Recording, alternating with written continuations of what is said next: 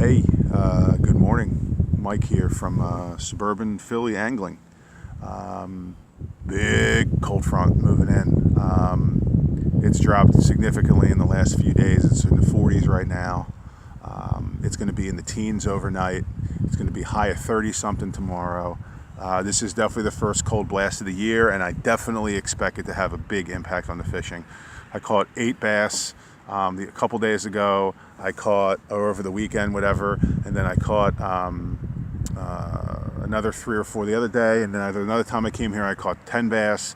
So in the last few weeks I've caught a lot of bass out of this body of water, but I think because of the size of the body of water and the depth of it, I think that this cold water is going to possibly turn it off quickly unless I get creative or lucky. So I'm going to go with what's been working. I'm going to just start out with the swim jig.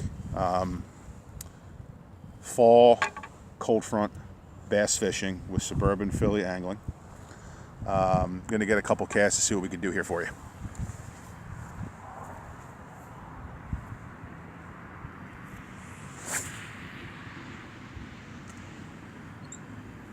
The good news is these winds that we've been getting have been so relentless and steady that they're actually pushing the weed farther away and getting them to where I need them to be in order to catch fish.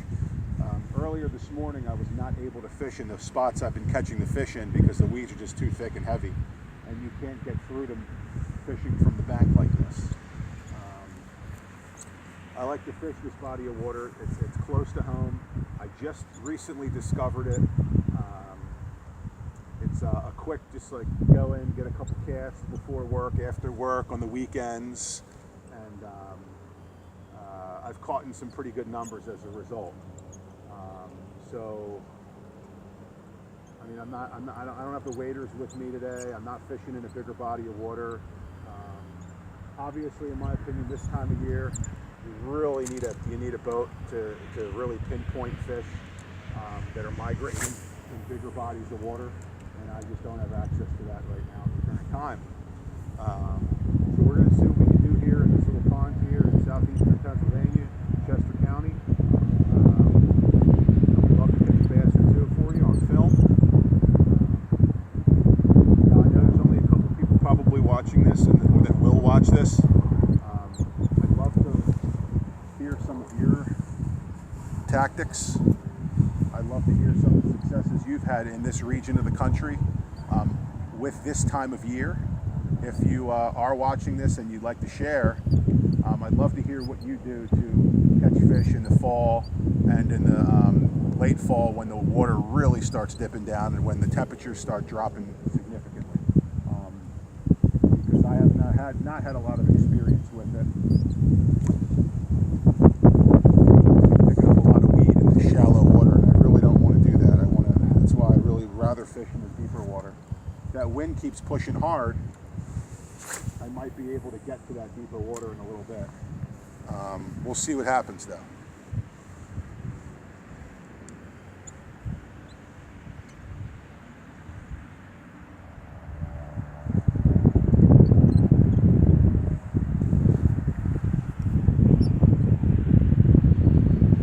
I'm just casting this out and bombing it a long way, and then I'm slowly retrieving it.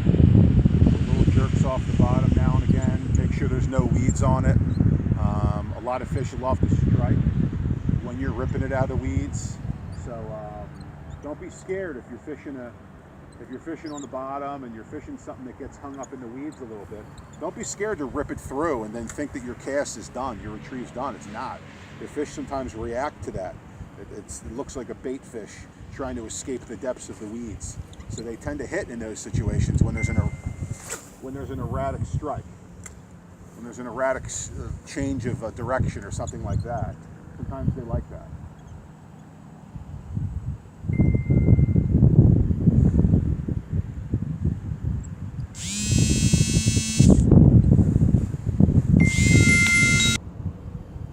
Sorry about that, I had to take a call there.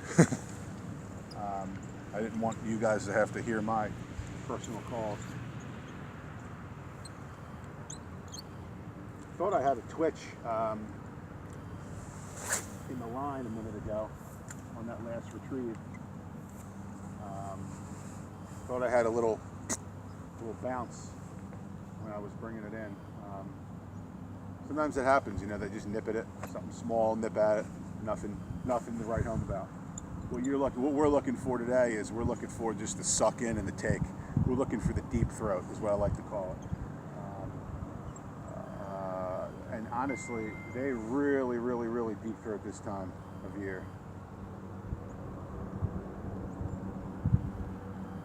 You know, they're really looking to feed up for the winter, and they get very aggressive and they eat things hard. They really do. A lot of times you'll see them gut hook things this time of year. That's why it's really good, especially in a small body of water like this, to, you know, be responsible and fish artificial, so that if they do gut hook it, you know, it won't be that big of a deal. You could easily, it's bigger, you can get it out of their mouth. You start fishing with small hooks and night crawlers and stuff, I mean, you're allowed to do it. Look, people do it, you're allowed to do it, I'm not knocking that, but you know, you'll kill a lot of bass and a lot of panfish with those little tiny baby trout hooks and things like that. I've done it myself, I'm not gonna lie, and I prefer to not do it. That's why I like fishing artificial, and I'm 100% catch and release angler. Obviously, if I'm in the ocean or on like a major lake or something, like the Great Lakes or something like that, I would definitely keep out of there. But in local bodies of water in southeastern Pennsylvania, I definitely put the fish back all the time.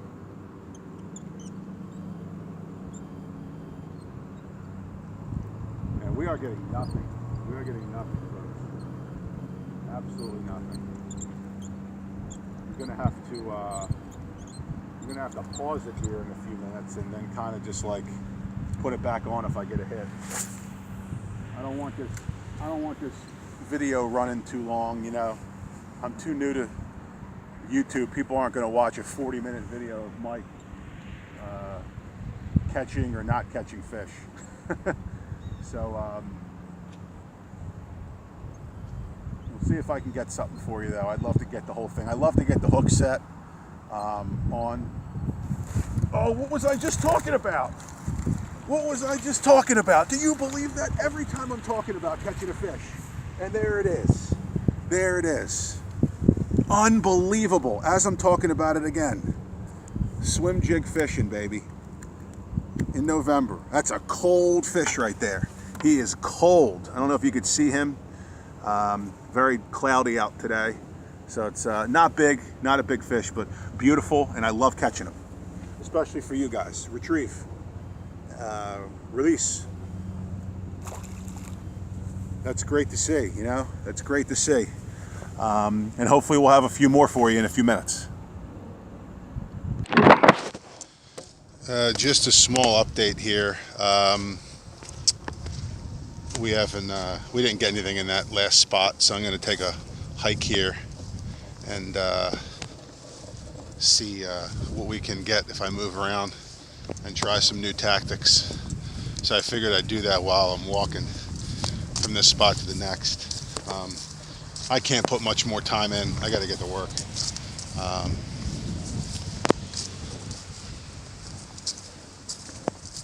Got to get on the road. See what we could do here. I got to be at an appointment before 9, so it's still relatively early, so I got time. But I want to try this spot. Some of the weeds just moved around, so I have access to a spot that I've caught some fish at before. So we're going to give it a try. I'll be right back with you.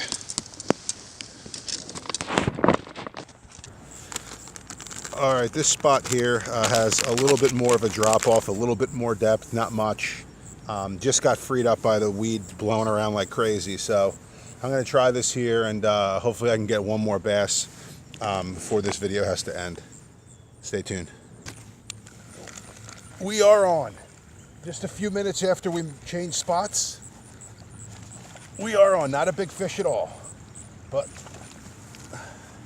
I love a November bass. Man, They love this swim jig in here, don't they? Man, he destroyed that.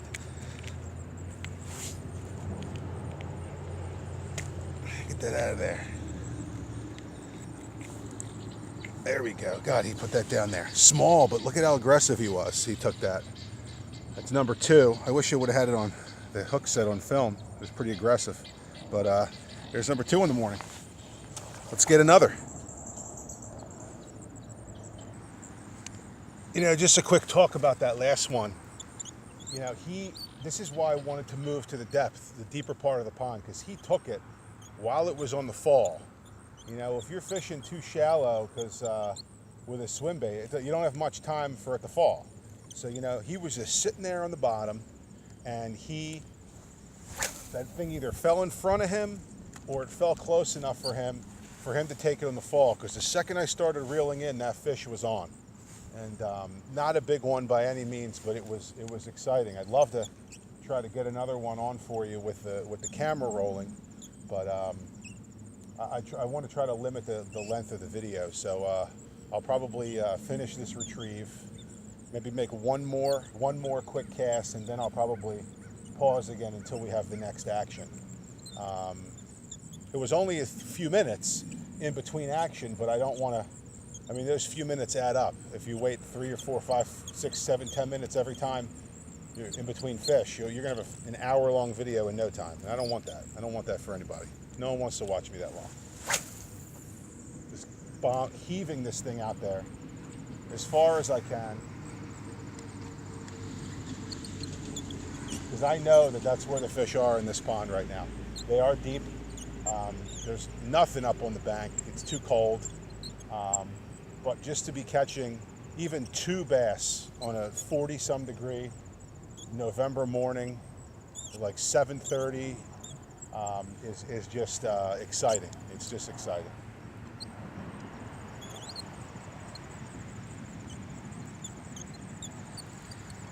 All right, we're going to pause before we get the next fish. This doesn't run too long. Okay, a little update. I switched over to a what do they call this? A jamming craw or jam-a-bam or something like that. Black and red fleck. I am going to stop this video and start a part 2. So if you're enjoying watching and you want to see what happens with the rest of the day, please, when this video is over, watch the next segment, part 2. I'll make sure I label it so it's easy to follow. Thanks for watching Suburban Philly Angling with Mike and some cold front fall November bassing. Come back to the other video.